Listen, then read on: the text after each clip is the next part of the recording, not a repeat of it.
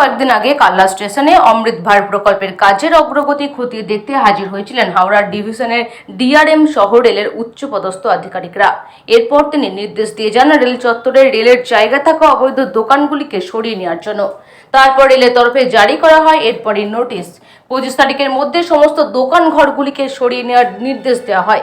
সেই মতন অধিকাংশ দোকানদারই নিজেদের দোকান সরিয়ে ফেলেন। এরপর বেশ কিছু দোকানও সেই সঙ্গে দোকানের সাথে থাকা বেশ কিছু বাসের খুঁটিও এলাকাতে ছিল। আজ বুধবার বেলা 11:30 নাগাদ রেলের আরপিএফ কাল্লা স্টেশনের স্টেশন ম্যানেজার সহ রেলের বিভিন্ন আধিকারিকদের উপস্থিতিতে অবৈধভাবে থাকা দোকানগুলিকে তারা ভেঙে দেয়। রেলের তরফে জানা গিয়েছে কাল্লা 1 এবং কাল্লা 2 নম্বর প্ল্যাটফর্ম মিলিয়ে 10টি দোকানকে তারা এদিন ভেঙে সরিয়ে দিয়েছে। এ প্রসঙ্গে তৃণমূলের আইএনটিটিউসির জেলার সভাপতি সন্দীপ বসু অসহায় হকারদের পাশে থাকার আশ্বাস দিয়েছেন এদিন বুধবার।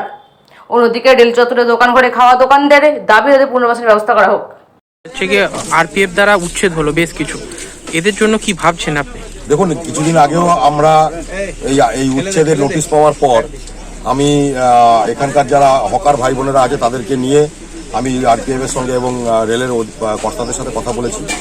তাদের সঙ্গে আমার কথা হয়েছে এবং আমরা দাবি করেছিলাম যে এইভাবে হকারকে এইভাবে উচ্ছেদ করে তাদের রুজি রোজগারে বা তাদের পেটে এইভাবে আঘাত করা যাবে না।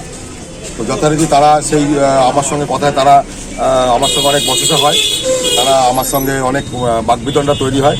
আমরা বলেছিলাম যে যদি কোনোভাবে আমাদের এই হকারদেরকে উচ্ছেদ করার কোনোরকম কোনো ব্যবস্থা না নিয়ে, পুনর্বাসন না দিয়ে যদি কোনোরকম উচ্ছেদ করার আপনারা প্রক্রিয়া করেন তাহলে কিন্তু আমরা বড় আন্দোলনে যাব। তো অতএব আজকেই আমরা বলার সত্ত্বেও তারা আমাদের সঙ্গে একটা ফলপ্রসূ কথা বলেছিল, কিন্তু আজকে তারা আবার এই কাজটা করেছে।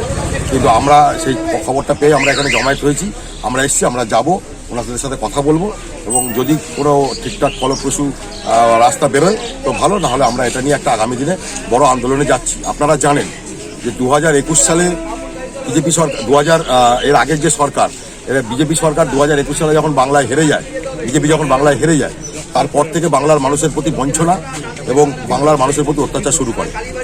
দীর্ঘ 3 বছর ধরে তাই করলো। 24 সালে লোকসভা নির্বাচনও বিজেপি ধরাশায়ী।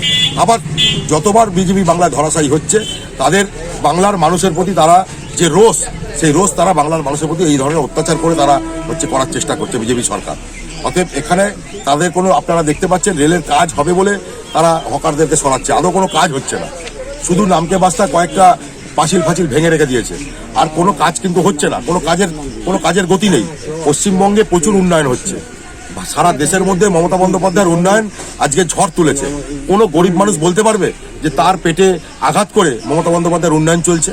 সকলকে পুনর্বাসন। আজকে আপনারা জানেন কালনা শহরে একটা বড় কলেজের গা দিয়ে একটা প্রচুর দোকান ছিল, হকার ছিল রাস্তার উপর, ফুটের হকার। আমরা তাদেরকে পুনর্বাসন দিয়ে, তাদের যাতে করে ব্যবসা রুজি রোজগার বন্ধ না হয়, পুনর্বাসন দিয়ে আমরা রাস্তা চওড়া করেছি। আর এখানে মানুষগুলোর কথা তারা ভাবে না, তারা ভাবছে না। যারা রেলে হকারি করে 2 পয়সা গিয়ে সংসারের জন্য রেলে হকারি করতে যাচ্ছে, তাদেরকে পর্যন্ত ট্রেন থেকে ফেলে দিচ্ছে আরপিএফরা। এই অত্যাচার আমরা মানব না। বাংলায় এই অত্যাচার চলবে না। মমতা বন্দ্যোপাধ্যায়, অভিষেক বন্দ্যোপাধ্যায়ের নেতৃত্বে বাংলায় আমরা এই অত্যাচার হতে দেব না। এর জন্য যতদূর যেতে হয় আমরা যাব। আমাদের ডেপুটেশন চলছে, কিছুদিন আগেও আমরা ব্যান্ডেলে ডেপুটেশন দিয়েছি, আগামী দিনে আমরা বর্ধমানে ডেপুটেশন দেবো, আমরা কালনাতেও আন্দোলনে বসবো। আজকে তো আরপিএফ এর তরফে আপনার দোকান সরিয়ে দেওয়া হলো, গিয়ে এবার কি ভাবছেন আপনারা? আমাদের তো 25 তারিখ অবধি ডেট দেওয়া ছিল, তা আজকে 25 তারিখ গতকাল হয়ে গেছে। আজকে আমাদের দোকান সব ভাঙচুর করা হলো, কিন্তু আমরা এইটুকুনি আশা রাখছি যে আমাদের যখন পেটের দায়ে আমরা এই হকারি করতে এসেছি, আমাদের একটা পুনর্বাসন দেওয়া হোক, এইটুকুনি আমরা দাবি রাখছি। কি নাম আপনার? মধু কর্মকার।